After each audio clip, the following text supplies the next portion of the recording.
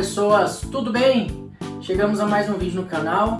Estamos aqui para falar sobre alterações do sistema nervoso durante o envelhecimento.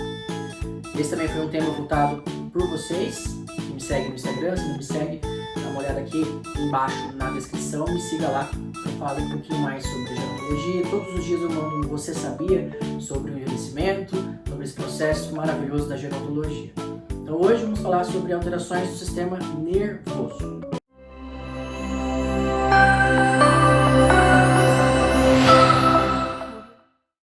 Vamos relembrar rapidamente a questão e divisão anatômica do sistema nervoso. O sistema nervoso ele é dividido em sistema nervoso central, também conhecido por SNC, e sistema nervoso periférico, conhecido por SNP. Isso de uma forma anatômica, mais macro e microscópica.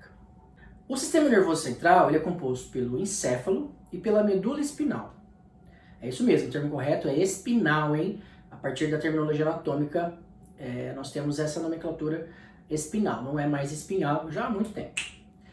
Esse encéfalo em si, é toda essa estrutura que está dentro da nossa calota craniana, do nosso crânio de forma geral, ele é dividido em cérebro, tronco encefálico e cerebelo. O tronco encefálico em si, ele é dividido em ponte, bulbo e mesencéfalo. As funções de cada uma dessas estruturas não é o foco do vídeo.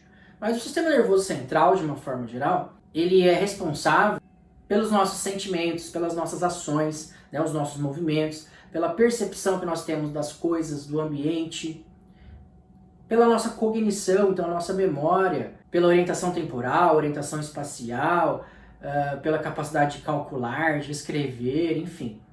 A máquina pensante, aquilo que realmente pensa, que organiza as coisas e que aí dá para o sistema nervoso periférico essa função de transmitir as informações.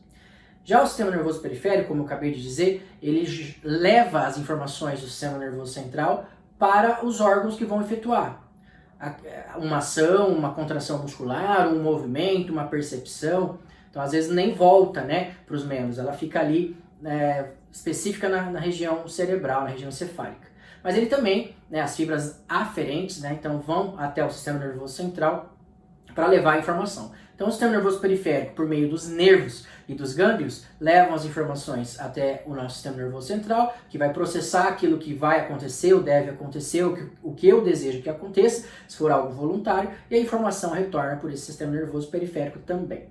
Nesse vídeo, vamos dividir as alterações do sistema nervoso pelo envelhecimento em alterações microscópicas e macroscópicas. Eu vou falar aqui de alterações senescentes, ou seja, alterações que acontecem com todo mundo, em algumas pessoas mais, em outras pessoas menos, em algumas pessoas pode se desenvolver alguma doença específica, alguma demência, mas lembrando que aí já não é mais normal, já faz parte da senilidade. Dentre as alterações microscópicas da idade, nós temos a morte celular, ou seja, a morte dos neurônios, uma hipotrofia neuronal, que é a diminuição do tamanho desses neurônios, e diminuição da substância branca, ou seja, dos neurônios que formam a substância branca no nosso sistema nervoso central. A morte celular ela acontece de uma maneira um pouco mais acentuada nessa região aí que você está vendo, chamada de córtex pré-frontal, e de uma maneira um pouco mais progressiva no hipocampo, no putamen, no tálamo, na substância negra e no locus coeruleus. Vale lembrar que o hipocampo é responsável pela memória e aprendizado. Se você assistiu o vídeo anterior sobre doença de Alzheimer, eu falei um pouco sobre isso. Nessa região, há uma perda celular de 5,4% por década a partir da meia-idade, ou seja, a partir dos 45 anos de idade. Além de uma diminuição do número de sinapses, que é a transmissão de informação nervosa entre os neurônios. Temos que entender que há uma diminuição de síntese proteica com a idade. Não só nos músculos, mas também em algumas outras células, como as células nervosas. Com isso, há consequentemente uma diminuição significativa na síntese de RNA, principalmente entre 50 e 70 anos de idade. Essa diminuição, em adição à diminuição do tamanho e núcleo dos corpúsculos de Nice e acúmulo de hipofuscina nos neurônios, leva ao surgimento de um quadro de hipotrofia neural simples ou pigmentar. Essas alterações são normais e podem gerar algumas Complicações também normais, ou seja, algumas alterações com algum lapso de memória, uma dificuldade leve de aprender alguma coisa nova, de relembrar alguma coisa muito recente, mas são coisas normais, que se não afetam a parte social do indivíduo, aquela parte familiar e até psicológica, não há tanto do que se preocupar. Mas na dúvida, é sempre bom procurar um médico geriatra. É importante ressaltar que a mielina do cérebro também começa a sofrer diminuição, porém a partir dos 20 anos de idade. E juntamente com as alterações que eu já mencionei, mais as alterações de neurotransmissores, resulta na diminuição da velocidade de condução em vias aferentes, ou seja, que sobem para o sistema nervoso central, e eferentes, que voltam do sistema nervoso central, afetando também o processo de pensamento, memória, coordenação em diversas regiões do córtex. Essa velocidade de condução neuronal chega a ser de 10 a 15% mais lenta no idoso. Isso pode explicar a maior tendência dos idosos em sofrer quedas, em diminuir a sua coordenação motora, em ter dificuldade de realizar alguns movimentos. Com a idade, nós vemos também algumas deposições de placas senis, também conhecidas como placas neuríticas, placas dendríticas ou ainda placas amiloides. Eu falei sobre isso na doença de Alzheimer, mas de uma forma patológica. Elas se localizam na parte externa do neurônio, ou seja, extracelular, e parecem ter um efeito neurotóxico normal, porém, em grandes quantidades, pode ser comum a demência. Existem outras alterações microscópicas com a idade, mas essas são as mais conhecidas, as que mais podem impactar na vida do idoso, mas de uma forma não tão negativa como uma doença demencial ou neurológica. Agora vamos falar sobre as alterações macroscópicas, ou seja, aquelas que a gente consegue ver a olho nu. Com a idade, nota-se um estreitamento dos giros, essa região que você está vendo apontado com a flecha, e um alargamento e afundamento dos sulcos, além de uma hipotrofia mais marcante nos lobos frontal, esse da frente, e temporal, das laterais, que são relacionados às funções de memória e aprendizado, assim como uma hipotrofia mais menos acentuada no lobo occipital. A partir dos 65 anos, há diminuição na substância branca em regiões anteriores do corpo caloso, sendo essa alteração relacionada à hipoperfusão. Há um alargamento e um aumento de volume dos ventrículos de ambos os lados e simétricos, em especial nos cornos anteriores dos ventrículos laterais. Há também alterações nas meninges, com espessamento fibroso na área parassagital, principalmente da aracnoide, e também aumento no volume de líquor. Com a redução do volume cerebral, há um aumento no espaço subdural e subaracnoide. E em relação ao cerebelo, há redução no tamanho e hipotrofia das 3 camadas corticais. Importante lembrar também que o cerebelo, essa última região que eu comentei, ele é bastante responsável pela coordenação motora e principalmente coordenação motora fina, além do equilíbrio e controle da postura. Por isso que muitos idosos, mesmo sem nenhuma patologia específica, tendem a cair mais, têm um risco maior de quedas devido também a essa alteração macroscópica no cerebelo. Essas alterações macro e microscópicas, de uma forma geral, elas acontecem com o decorrer da idade, algumas começam bem cedo, outras só depois dos 45, outras depois dos 60, enfim. Isso pode mudar de pessoa para pessoa, porém elas são acometidas por fatores intrínsecos e extrínsecos, ou seja, da própria pessoa e do ambiente externo.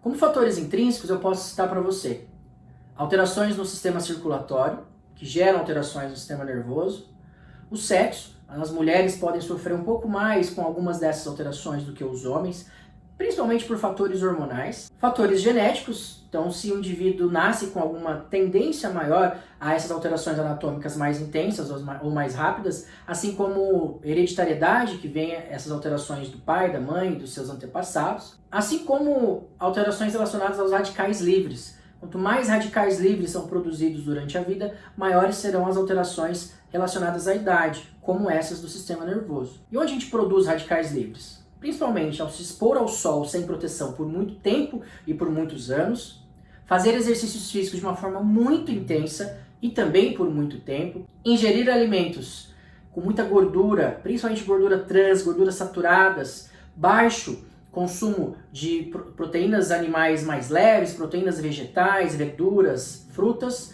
durante a vida e por muito tempo, assim como se expor à poluição, a toxicidade durante a vida, né? Por muitos anos pode surgir aí os radicais livres, né? Formar radicais livres, que acaba fazendo um processo inflamatório no organismo um pouco mais acelerado do que seria se não tivessem esses radicais livres. Então, os fatores extrínsecos envolvem o meio ambiente onde a pessoa convive, que aí tem a ver com os radicais livres em relação à poluição, por exemplo, o sedentarismo, o tabagismo, o excesso de álcool durante a vida, a exposição à radiação, que é um fator extrínseco, mas que gera um fator intrínseco, como eu já relatei, os radicais livres, consumo de drogas, entre muitos outros. Então, mais uma vez eu reforço, essas alterações vão acontecer comigo, ou já podem estar acontecendo comigo, com você, com os seus parentes, com os seus amigos, com os seus alunos, seus pacientes, seus clientes, enfim, todo mundo vai passar, já que faz parte da senescência.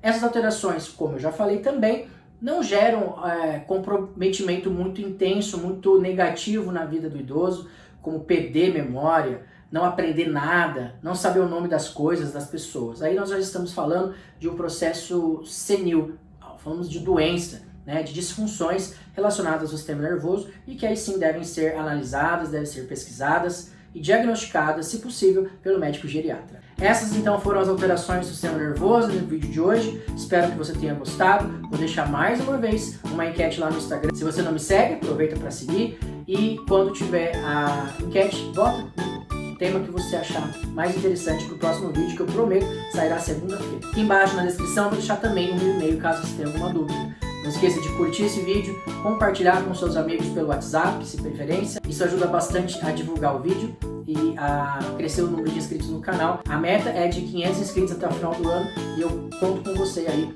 para ajudar a alcançar essa meta. Ativa o sininho também, que aí você fica sabendo sempre que tiver vídeo novo, tá bom? Obrigado pela sua presença, pela sua companhia e a gente se vê no próximo vídeo. Um grande abraço, tchau!